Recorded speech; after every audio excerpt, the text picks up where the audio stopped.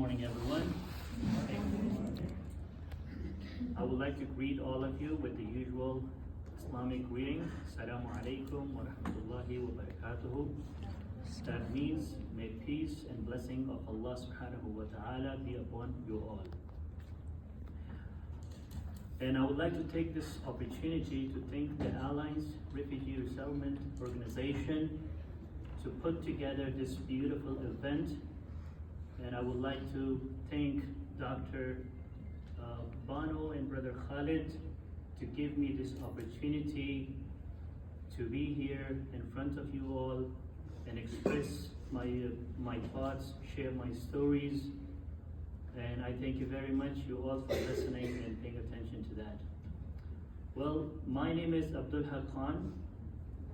I came to the United States of America in the year 2001 as an immigrant. I think most of the refugees or the immigrants, they are sharing pretty much similar stories. You know, a lot of suffering, you know, from the place that we came to United States or, you know, other countries that we traveled. Of course, there is a lot of troubles. And we did suffer a lot. We did, you know, pass through a lot of challenges in life. So it's very much similar, and a lot of them I think been covered by my colleague Dr. Dong. And very similar to that, you know, I haven't really been through a lot of those because I came as an immigrant to the United States of America. But of course, we all have to pass some challenges. We have to go through a lot of difficult time. When I came to the United States, leaving my hometown, you know, the people that I grew up with, my family, it wasn't really easy for me in unfamiliar country, unfamiliar language, unfamiliar culture, and of course, very unfamiliar food. But you know, we all have some dreams to follow, and each dreams, to achieve your dreams, you have to pass, you have to do a lot of sacrifices. So in my story, I was looking for a better future for me, myself, for my family. So I was looking, where can I find a better opportunities? So I feel like I was born a merchant for the most part of my life. So, you know, once I came to the United States, looking for the opportunities, how can I be successful?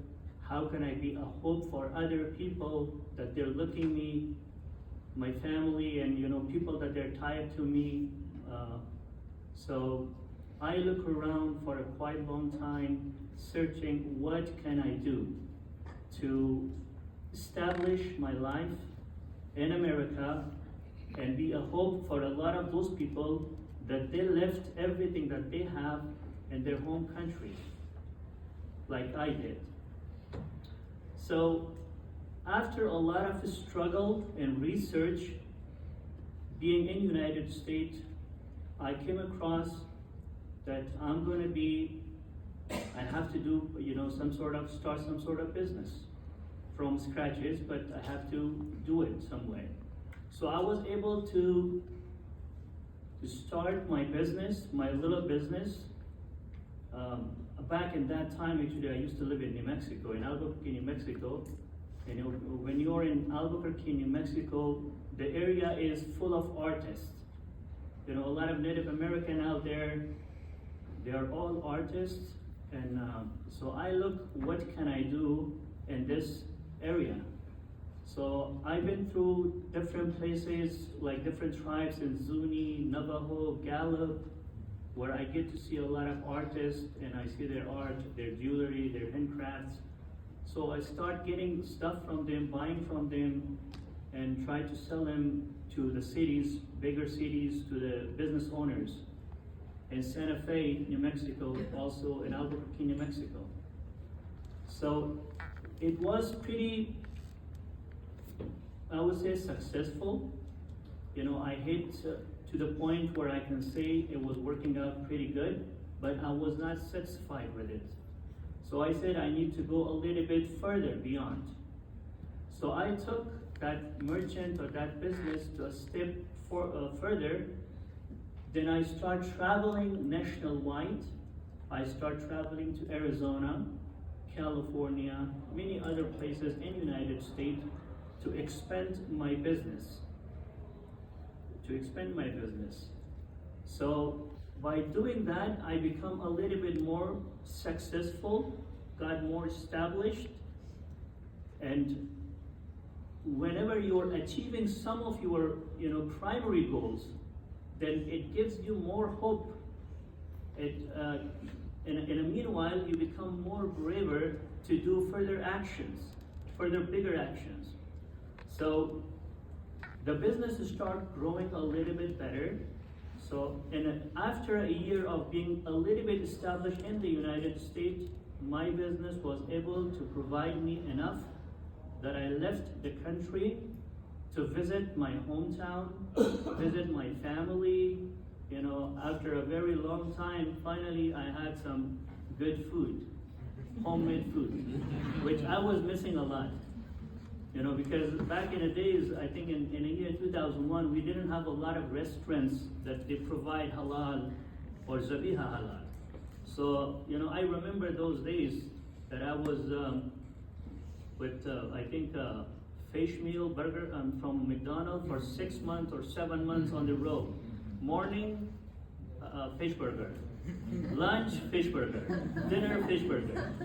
Because, that's how I was. I wasn't really allowing myself to eat non-zabiha or non-halal, and it was extremely fine halal at that time. So finally I'm home and I get some really good homemade food.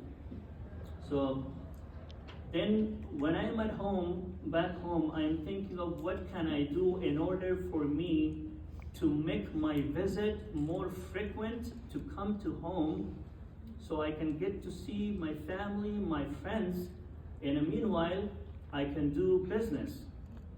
So I started a small business, buying from back home, put some people into work, because we all know a lot of people back home, there's problems that they don't have jobs, they don't have works to do. There's a lot of artists, but just opportunity is not there. So I said, as an individual, what can I do to provide them some sort of work, some income, and meanwhile it can generate me, my business, to go further. So I started a business out there, exporting from home back to United States of America. And meanwhile, I'm buying from United States and selling around too. So the journey becomes successful. And but for me, I'm a person, I never get satisfied. I'm very aggressive. I always look for more opportunities. So I said, well, this is not enough. It's great, but it's not enough. What else can I do to expand my business? I took it further, and after a lot of research, between each step that I take, there's a lot of struggles, a lot of research, a lot of marketing, of course, all of that being involved. I see myself in Japan in the year 2003, taking some gemstone with me, of course, the business that I was doing in New Mexico was jewelry related stuff. So I take some gemstone and some jewelry with me to Japan. I said, let me try the Japanese market, how it goes. So after being in Japan for a few weeks, I was kind of hopeless. I didn't really make it to the point that I was hoping. Things were not working out well for me. The language barrier was the main reason, and Japan was one of the most expensive countries. Everything from the hotels to the food, everything was terribly expensive. So a lot of overhead on me, but I never gave up. I said, well, I'm gonna make it happen one way or another. If I cannot sell here, what can I buy from here? So I started looking around, calling around. I call back home. I say, well, I'm in Japan. What do you guys need from Japan? So friends that they were in business, they sent me a list of stuff that they were looking, and I researched. I said, well, I think I can make something off of it. So I start exporting from Japan in the year 2003 to Dubai, Afghanistan, and Pakistan. So that journey was, to some point, it was pretty good, but as life goes on, your expenses are getting more, so you're looking for more opportunities to even make it better. So I decided, well, this is not gonna satisfy me. What else can I do in order to make it on a better scale? So I move on to Hong Kong. After, of course, a lot of research, marketing, I'll move on to Hong Kong. And once I'm in Hong Kong, pretty soon I see myself in China also. Hong Kong is a gateway to China, and there's a lot of opportunities in Hong Kong for those of you that you may don't know that, or back then there was a lot of opportunities, I'm sure still there is. So Hong Kong is a country with free duty, so when you import or export, so you don't have to pay any duty, which was very awesome for me, that I was an importer and an exporter. So I started doing a business after research, marketing, a lot of struggle, so I find out that I can buy from China, ship them over to the US and start selling to the US. And I did that. It has been amazing, very successful. I was very much satisfied with it. And I keep on going for quite a few years, just like that, buying from China, selling in the state, all over the United States. We used to do gem shows all around the state. I'm sure some of you or most of you may know about the gem shows all around the United States.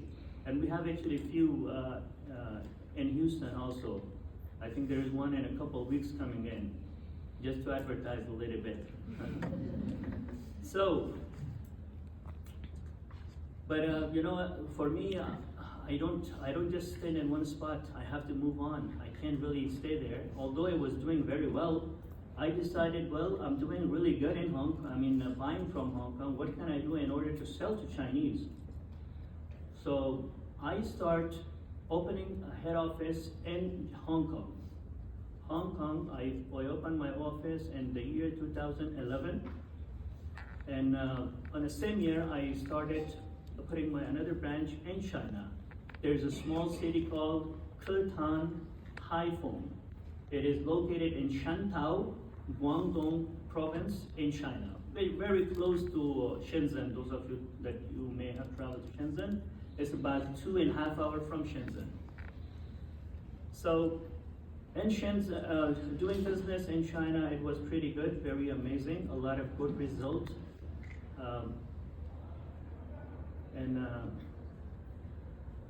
I think after a year of being, when I see that I am doing very well, and in the meanwhile, when I went to China, actually, the amazing thing about this is when I went to China, there was hardly any foreigners that they were established on that region, not all over China, that specific city or town, it was a manufactured town, there was hardly any foreigners over there. Most or everyone was just Chinese.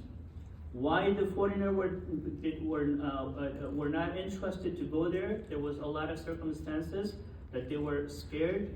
It wasn't really safe area for them to invest. But I always take my chances. I take risks. So I took my chances, and the business was doing very good out there. Then, I see a lot of people are following to come after they see some of my achievements that I was doing good. When you import and export, a lot of people from the countries, they get to see where the containers are going, how they are selling. So a lot of people did follow me to come and establish themselves in China. So when I see there is a good amount of people coming in to China, to that little town, then I look forward to see what can I do in order to make this as a community. I always love to be surrounded with the community, with the people. So that is one of the things that I always like to get. So I said, okay, what can bring us together, all of us? So what I did, I thought of maybe putting a masjid, making a masjid. There is a need for a masjid, a place of worship. As a Muslim, that's the very first thing it comes to my mind whenever I go and establish somewhere. I'm looking for the opportunities to worship. Where can I go and worship? So that is very important for most of the Muslims. So I said to myself, well, maybe we should put a masjid there. But I talked to my friends and colleagues, let's do this project of a masjid building in China. So China is a communist country and it's very hard for Muslims, and we all know the Uyghurs, how much they are suffering out there. So it wasn't really easy process, but I said to myself, we have to do it, although a lot of my friends, they were like, no, you should not do this because the government of China may cause some trouble for you. But I said to myself, I'm a Muslim and I have to do it anyway because we pray, it doesn't matter what, we have to pray. And we have to have a place to worship. So I set my goal and I said, let's do it. And I think then after that, I start talking to some authorities out there. And it wasn't as difficult as things were coming to us by hearing from people. When you really want to do things, things just come along happening. So most of those authorities, they were very welcoming, unexpectedly. I wasn't expecting that they were going to say yes. They said, yes, you can do it. So within a few months, we started the project and we accomplished the project, and then we see our fellow community that they were, performing daily prayers in the masjid. So that was a very good achievement for me because in a country in China, being as an individual, putting something for the community, together the community, to heal the community with, gather them and, like, in a way, put them together so they can communicate with one another. It was really a healing. So I achieved that, but I never stopped there also. It goes on, things were doing really well. And of course, I don't want to talk all about the business, but these were some of the steps that I took with the hope that I can do better. And once I am doing better, I can put some to the community. I can share some with the community, which I did and I'm still doing. So things were just going smooth. Everything was smooth till the fall of the Afghanistan government. Unexpected fall of Afghanistan government. The government, the United States was behind it for all these years.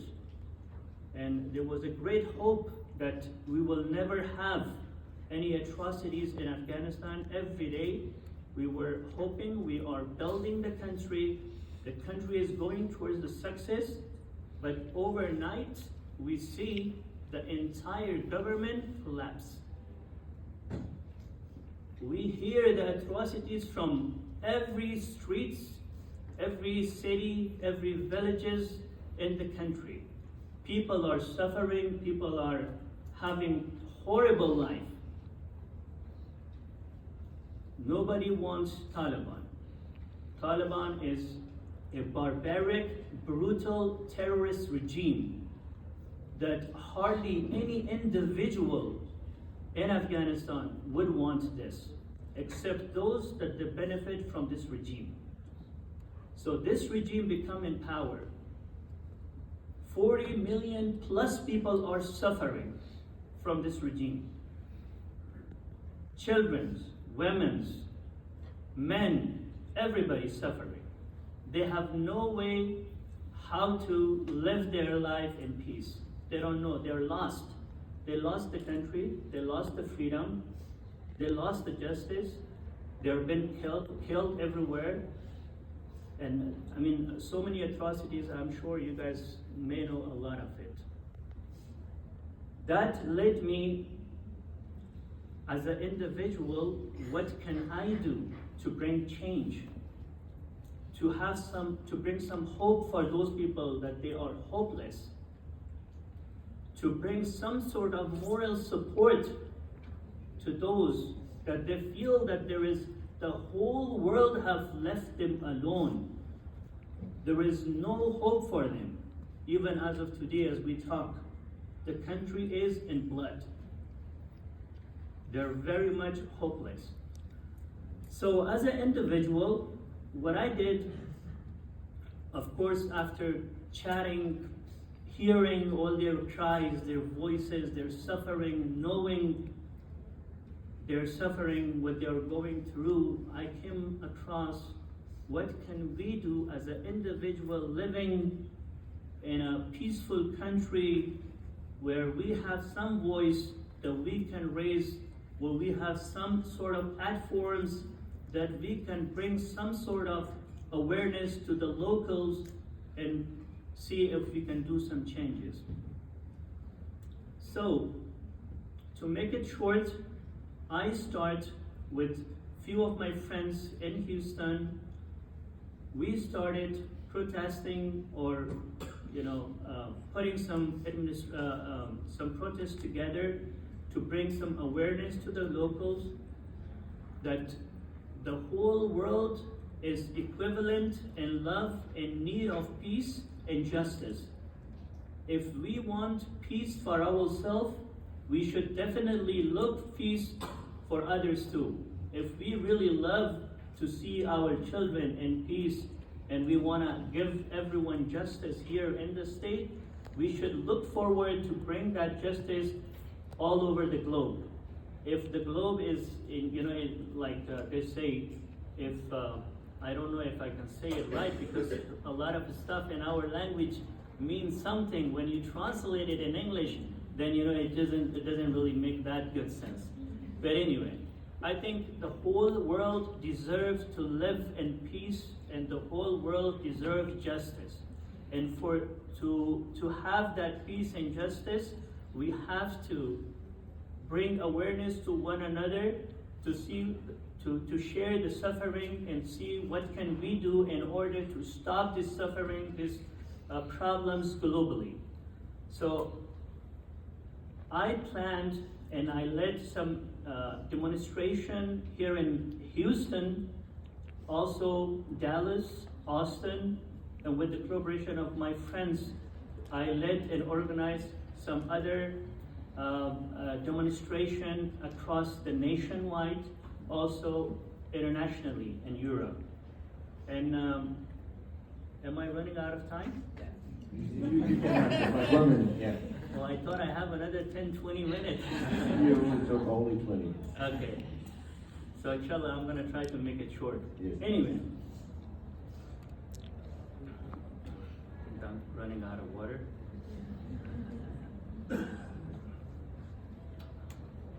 Anyway, to make it short, because my session is getting over, the reason that I put all this demonstration together, one thing that I want to bring awareness to the local citizen here in the state and across the world.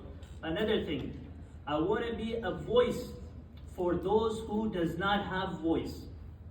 I want to stand for those and ask justice that they cannot stand anymore.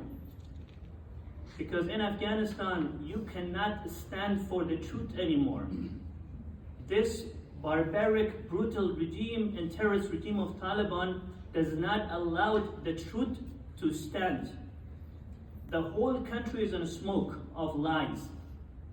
And everybody is suffering, and nobody have the right to tell the truth or stand for justice.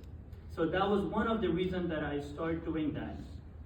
And meanwhile, when I am in Houston, I see my fellow citizens of Afghanistan, refugees, that I see them, they're going through some trauma, some mental health.